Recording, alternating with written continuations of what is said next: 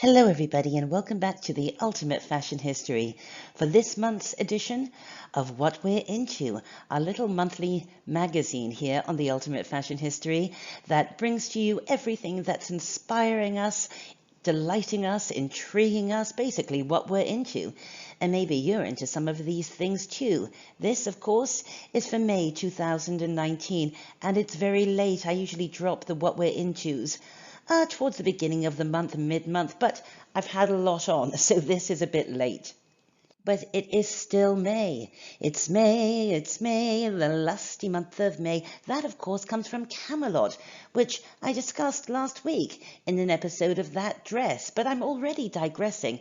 I've got so much to get through because I'm into so much this month. And I am bound and determined to tie all this stuff as closely as possible into fashion history or fashion in general. I love May. It's my favorite month of the year. Why? For a kickoff, it's the month of Cinco de Mayo, and who doesn't love to drink tequila? And of course, it gives us an opportunity to remember and look at some beautiful traditional Mexican attire, including some not so traditional Mexican attire, like these wonderful souvenir jackets from the mid-20th century. I love them. May is the month of Mother's Day, and happy belated Mother's Day to all you lovely mums out there. And now I get to celebrate Mother's Day too. I recently became a stepmother, didn't I? So I get to cash in on yet another holiday. But of course, the real reason that May is my favorite month is because it's my birthday month, and thank you everyone out there in UFH land who wished me a happy birthday. My approach to my birthday is not that dissimilar from Mark's in Peep Show when he made himself his delicious Cumberland sausages and said, "It's my birthday week, so I'm being nice to myself." Well, I say, it's my birthday month, so I'm being nice to myself. How can I tie all of this into fashion history? So easily. I was born 54 years ago this month. Let's take a look at what was happening in fashion in May 1965. That's the cover of Vogue, and that's the cover of Harper's Bazaar. I would wear either of those garments. And don't you think that the Vogue cover, that wonderful hooded something, is very similar to Pantone's colour of the year this year, Living Coral? The Beatles were #1 in the hit parade, Beatles, 20th century style icons. And what was the #1 movie in May 1965? Of course, The Sound of Music, although I think in my parents' house it was more the sound of a baby screaming.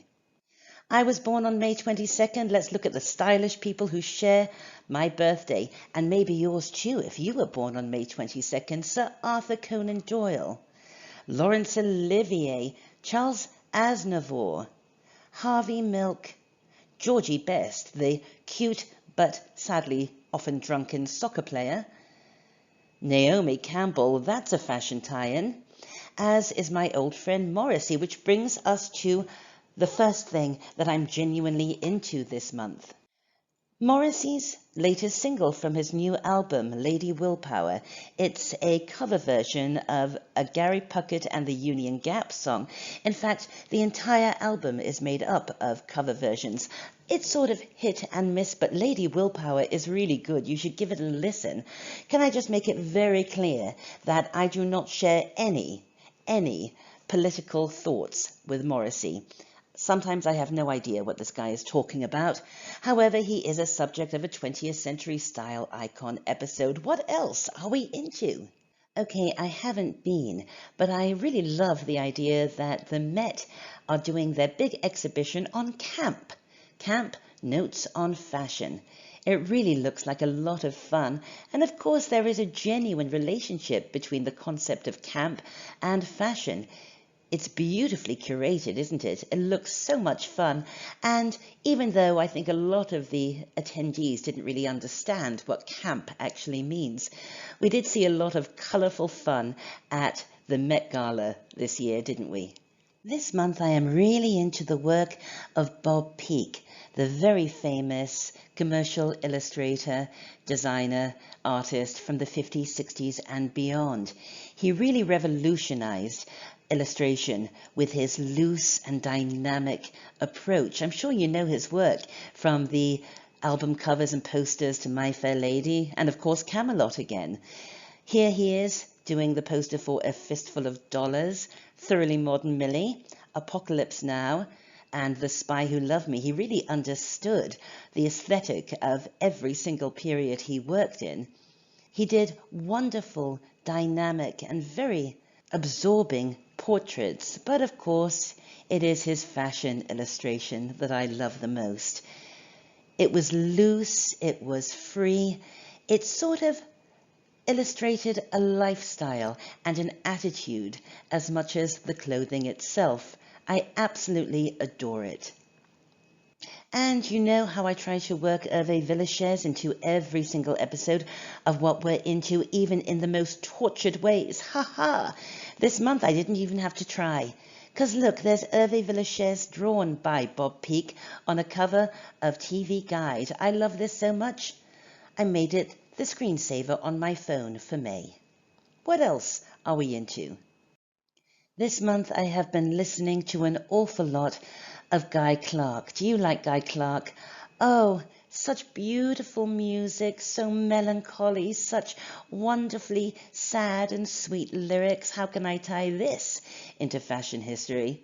Well, this is how. Is there anything more classic and classic American than the standard, typical Western shirt, all of it topped with a cowboy hat? I will be listening to a lot of Guy Clark, I am sure, when I start my big UFH news series for the summer. The History of Western Wear. I can't wait to get cracking on that. What else are we into? I am really into 1960s hairpieces. Every single woman, it seemed, owned and wore a hairpiece. There's Audrey Hepburn wearing a hairpiece, or wiglet as they were known, in Charade. Here's a rather big and curly wiglet. And another. And look at this, the in-hair fashions that go on when you go out. The reason I'm into these wiglets is because I am obsessed with wearing them.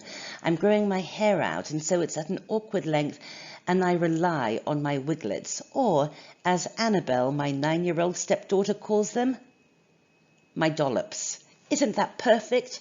Your dollops. Hey Mimi, I found one of your dollops behind the back of the couch. I have many dollops now. I have messy ones. I have smooth ones. And this is my newest. It's quite spectacular, this dollop. And a lot like this dollop here. Get into dollops. There is no such thing as a bad hair day if you own and wear dollops. What else are we into? Well, you know I love my science, you know I love my geology, and so of course I'm really excited that in a cave in the Philippines they have found a new species of early man. He's called Homo lunensis or something like that, and he looks a bit like this. I think this is great. And it reminds me of my favourite movie, Quest for Fire. No, Quest for Fire is not my favourite movie, but I think it's probably up there in my top 10. It's been too long since I've watched Quest for Fire. And yes, I can tie this into fashion history because there is an Ultimate Fashion History episode on prehistoric clothing. Oh, for goodness sake, what else are we into? Well, we finally watched The Unbreakable Kimmy Schmidt. I had never seen it. I think there was something about the title that put me off. I didn't think I'd like it. Started watching it and we could not stop. But really the main reason I got into it was because of Titus Burgess and the character he created for Kimmy Schmidt, Titus Andromedon. As soon as he appeared on screen, I realized that he had created such a classic comic character. I loved him from the off. From his lemonading, to his one-man production of The Lion King, to his humiliation when he sells out and records Boobs in California, and once you hear that song once, you cannot get it out of your head. And his laziness really resonated with me when somebody asks him to do something and he says, but I already did something today. I really hope that Titus Burgess goes on to do more and more because he is so talented and so funny, and I really wish him a fabulous and enormous career. What else have we been watching? My dad, David Wolfe, now there's a fashion history tie-in, recommended that we watch this on Netflix, Bathtubs over Broadway. It's a documentary that talks about the phenomenon of the industrial musical. I had no idea that these things even existed. Companies like Ford or General Electric or Colgate would put on these huge Broadway shows with accompanying soundtrack albums for their employees to motivate them. Surely the best was The Bathrooms Are Coming. This is hilarious stuff, and there's some great fashion history in there, obviously. But the best thing that I saw this month was Imposters. Have you seen it? Oh my goodness, I loved it. It was intriguing, it was thrilling, it was funny, it had wonderful characters who you really cared about. Every episode left you on a cliffhanger, and I can tie this in with fashion because Uma Thurman, who is surely a style icon, stars in Imposters and plays a particularly sinister role and has a particularly chic and fabulous wardrobe. Well, I just discovered this blog and I'm really into it. It's by this lady called Kelly and the blog is called Kelly Golightly. And it's wonderful, it's beautiful. She talks about everything: food, shopping, interiors, homeware, travel, and of course fashion. And all of it, as you can see and probably tell, really resonates with everything I love. And it's done in such a joyous and positive way. Absolutely great. Check it out. I'm really into my new book, this one, Los Angeles. It's a Taschen book by Jim Hyman. And it is gorgeous. It traces the history of LA through so many pictures, so many interesting factoids. But of course, I love it for the fashion history and the fashion photographs. You can really get a sense of what people in LA wore back at the turn of the century all the way through to today. And check out these girls here. This book is gorgeous. Well, I am really into the prospect of this, the new Judy Garland biop starring Renee Zellweger, who has transformed herself to look so much like Judy Garland. I have a feeling this might be terrific. I always get a sense that there is something sort of fragile about Renee Zellweger, and we all know that Judy Garland was rather fragile at the end of her life, and evidently Renee Zellweger does all her own singing. I'm really excited about this.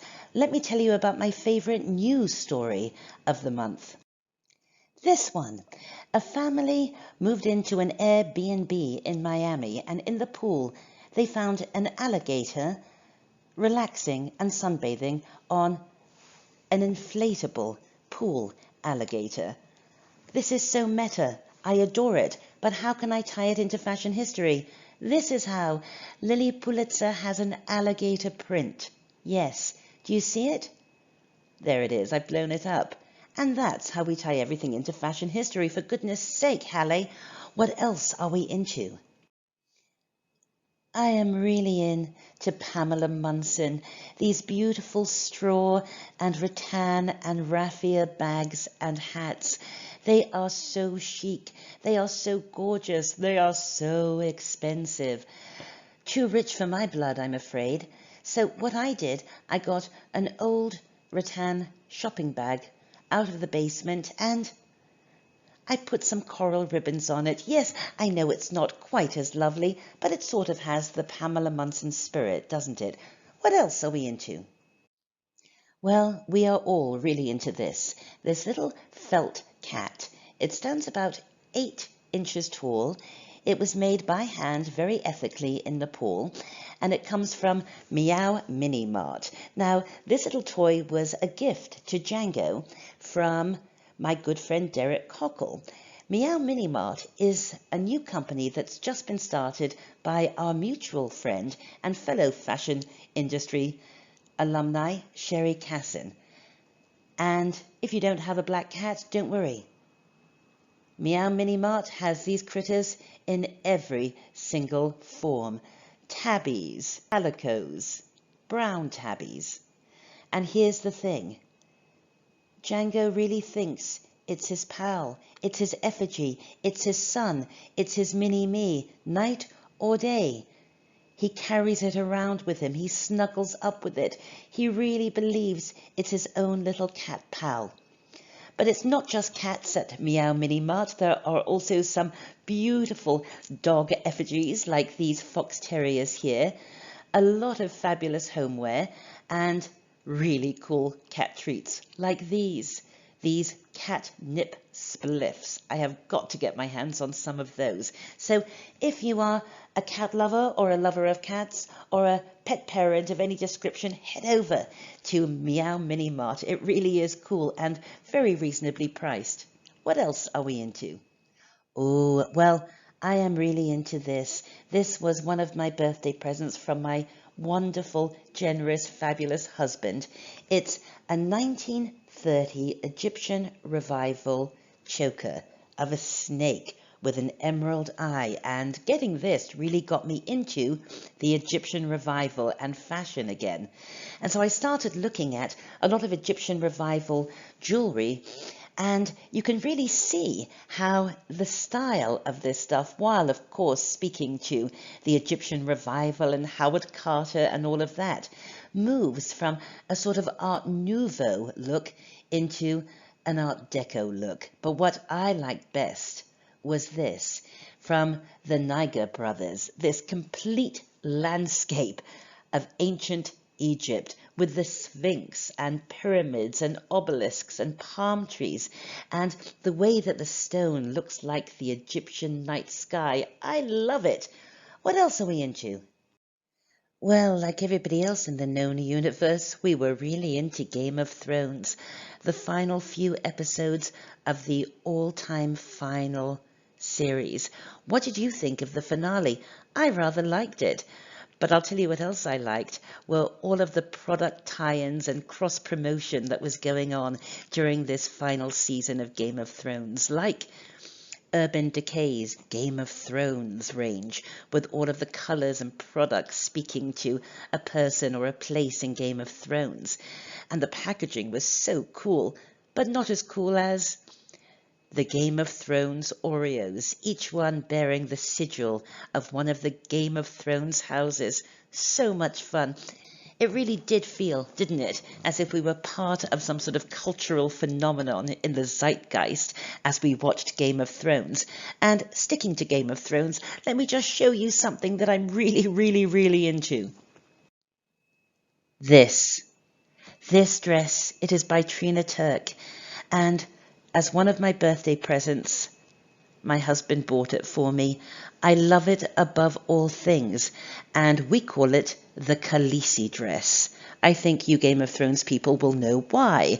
It's called the Khaleesi dress, and of course, because I love this dress, and we call it the Khaleesi dress, this had to happen. See, when semester is out, I have too much time on my hands. Way too much time on my hands. There we go. Mother of Jango.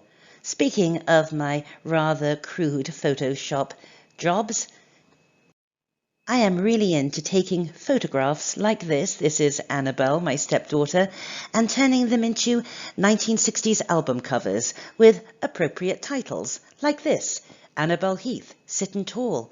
I even did it with a picture of Dad. Dig it, Daddy-O, the jazzy side of fashion with the David Wolf Orchestra. I really have too much time on my hands. But speaking of Annabel, yes, it's that 60 seconds that you wait for all month. What Annabel's into. She'll tell you what she's into, and then I'll be back to tell you the cocktail of the month, the food of the month, and the designer of the month. Brace yourselves, this is a good one. Well, hello there, fellow humans. Today I'm going to tell you what I'm into. The first thing I'm into is steampunk. Steampunk is a Victorian based off thing with a lot of gears and black and top hats. The next thing I'm into is repaints. I have this doll for sale. You can contact Mimi if you want more details to buy it. Yeah. And yes, don't mind that photo of me. I just took it. Then next thing I'm into is Besto. It's gravy granules, and yeah, I just eat them raw for a snack because yeah, it's kind of good and it's salty. My fashion for this time is my Annie Hall look, which is this like suit thingy with a tie. Well, obviously, I am Mimi, as my stepkids call me, and if you want a doll repainted by Annabel to look like the Joker or the Black Dahlia after death, then let me know. The food of the month. The classic white bread, mayonnaise, and tomato sandwich, as enjoyed in the Deep South. We do ours with basil in the mayonnaise. Basil, you know what I mean. And then lots of salt and pepper on the tomatoes. So fresh, so spring-like, so preppy, because of course Jackie Kennedy and Lilly Pulitzer again were fond of tomato sandwiches. And if that isn't enough tie-in to fashion, how about this? Dolce & Gabbana's tomato print dress, the cocktail of the month. The Greyhound. This is basically a screwdriver, but instead of vodka and orange juice, it is vodka and grapefruit juice with a salt rim. It goes beautifully with those tomato sandwiches. But how can I tie this into fashion history? Ooh, this is really good. Did you know in the mid-1960s there was a band called Grapefruit who had a song called Theme for Twiggy? The designer of the month is Valentino, because he was a May baby too. And let's just remind ourselves why we love Valentino so much. Now, before I sign off, I do want to say one thing. Congratulations, graduates, class of 2019, especially my students who graduated on Friday. What fantastic, fun, smart, beautiful young people they were. It was a privilege teaching them, and I want to send a special congratulations to this fabulous young man here, Calm, also known as Lorenzo. I first met Calm when he was a freshman 4 years ago. He took every single one of my classes. Some of you on the Ultimate Fashion History Facebook group will know him because he's one of the admins over there.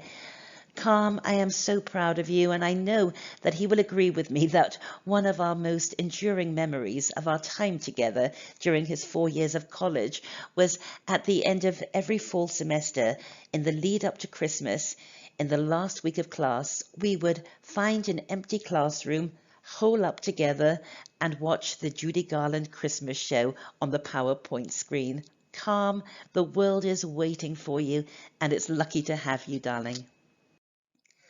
I hope you enjoyed this episode of What We're Into, and I hope you now understand why I shouldn't be allowed on Photoshop. You can contact me through my website, as always, amandahalley.com. Join our Facebook group. We always have a groovy time over there. Check out our books at Dean Street Press. Some good summer reading for you over there. I'll be back very soon with new episodes on the UFH, so just click that little circle to subscribe. And as always, thanks for watching. Bye for now.